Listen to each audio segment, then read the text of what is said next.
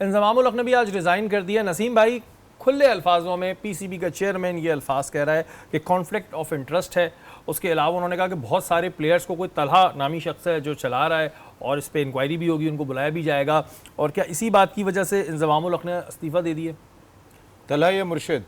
हाँ, तला या मुर्शिद। ये शुरू में नसीम भाई ने बताया था कि मुर्शिद कौन है, शुरू में ही बता देते नसीम भाई, कहाँ इतना लंबा लेके असल में क्या था, पाकिस्तान क्रिकेट टीम की कैंपेन चल रही है। आज भी अगर इंज़मामुल हक का इस्तीफ़ा ऐसे टाइम पे शहरी भाई सामने आया कि जब कल पाकिस्तान क्रिकेट टीम बांग्लादेश से मैच खेल रही है, Pakistan cricket team world cup से बाहर नहीं हुई है, पाकिस्तान क्रिकेट टीम इंडिया में मौजूद है कि जहाँ के मीडिया को हैंडल करना भी इतना आसान काम नहीं होगा। और मेरे ख्याल में कि जब ये स्टोरी बाहर आई थी, हमने भी बड़ी डिस्कस की थी, तो मेरे ख्याल इंज़माम को इस्तीफ़ा उस वक्त दे देना चाहिए था। लेकिन कुछ चीज़ें पाकिस्तान क्रिकेट बोर्ड इंटरनली भी कर सकता था कि भाई एक इंटरनली तहकीकाती कमेटी कायम कर दी गई है। इंज़माम का इस्तीफ़ा ज़रूरी नहीं था कि अनाउंस किया जाता, गो कि इंज़मामुल हक को आज मौका दिया गया था। आज मैनेजमेंट कमेटी की मीटिंग थी पाकिस्तान क्रिकेट बोर्ड की कि जहाँ उन्हें मदऊ किया गया था। इसी मैनेजमेंट कमेटी ने अपने इजाफ़ी इख्तियारात यूज़ करते हुए इंज़मामुल हक को 25 लाख रुपए में चेयरमैन सिलेक्शन कमेटी रखा था। कोई दूसरा आने को तैयार ही नहीं था, क्योंकि ज़का अशरफ साहब खुद उस विकेट पे अब तक खेलते आ रहे हैं कि जिधर गेंद अनइवन ही रहा है, उनके लिए भी कोई इवन विकेट दिखाई नहीं दी इन 4 महीनों के दौरान में। तो मेरा नहीं ख्याल कि अगर चले इंज़माम को इस्तीफ़ा तो पहले ही दे देना चाहिए था, जब इतनी बड़ी कॉन्फ्लिक्ट ऑफ इंटरेस्ट नज़र आ रहा है कि 9 खिलाड़ी उस मैनेजमेंट कंपनी के साथ वाबस्ता है कि जिसके शेयर होल्डर इंज़माम भी हैं, जिसके शेयर होल्डर रिजवान भी हैं।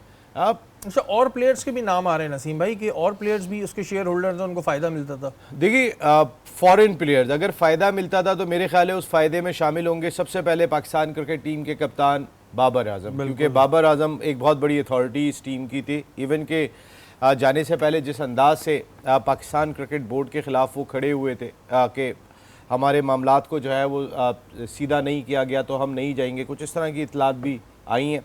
फिर टीम सिलेक्शन पे मैंने आपको बताया था, ये वीडियो पाकिस्तान क्रिकेट बोर्ड में जहाँ स्क्रीनशॉट आ रहे हैं वहाँ पर ये भी देखी जा सकती है कि बाबर आजम खड़े हो गए थे।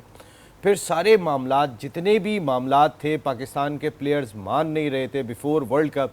इंज़मामुल हक वो शख्सियत थे कि जिन्होंने सब जाके हल कराए थे, और वो हल उन्होंने जो कराए थे वो इस तरीके के थे कि 3 साल का सेंट्रल कॉन्ट्रैक्ट, वो तो हमने आज तक देखा ही नहीं। 3 साल का सेंट्रल कॉन्ट्रैक्ट कैसे हो गया?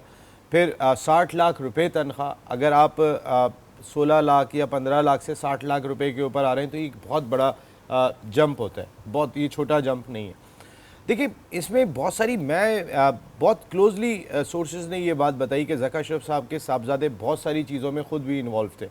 ज़का अशरफ साहब के साहबजादे पाकिस्तान क्रिकेट बोर्ड, ये कही जाती है बात कि ज़का अशरफ साहब के साहबजादे चला रहे हैं पाकिस्तान क्रिकेट बोर्ड, ये इस वक्त क्रिकेट सर्कल्स में बहुत ज़्यादा मशहूर है। नसीम भाई, ये तो फिर वही बात हो गई जैसे आप पहले बता रहे थे मुर्शिद कौन है, मुर्शिद कौन है, आज पूरी कौम बात कर रही है कि मुर्शिद कौन है। इसी तरह भी आपने ये एक ब्रेकिंग दे दी है, हो सकता है कल ये भी बात सामने आ जाए और उसकी चीज़ें भी सामने आ जाए कि ज़का अशरफ का तो बेटा ही इन सारी चीज़ों में इन्वॉल्व था। बिल्कुल थे, ब्रेकिंग दे रहे हैं। देखिए, मैं आपको बता रहा हूँ कि बहुत क्लोज सोर्सेज से बता रहा हूँ कि जो सेंट्रल कॉन्ट्रैक्ट के हवाले से मीटिंग होती रही थी उसमें भी कहीं ना कहीं उनका रोल था, और इन चीज़ों को मनवाने में या खिलाड़ियों को एक प्लेटफॉर्म पे लाने में बहुत बड़ा रोल अगर हम कह सकते हैं तो इसमें इंज़मामुल हक साहब का था कि ये खिलाड़ी चले गए।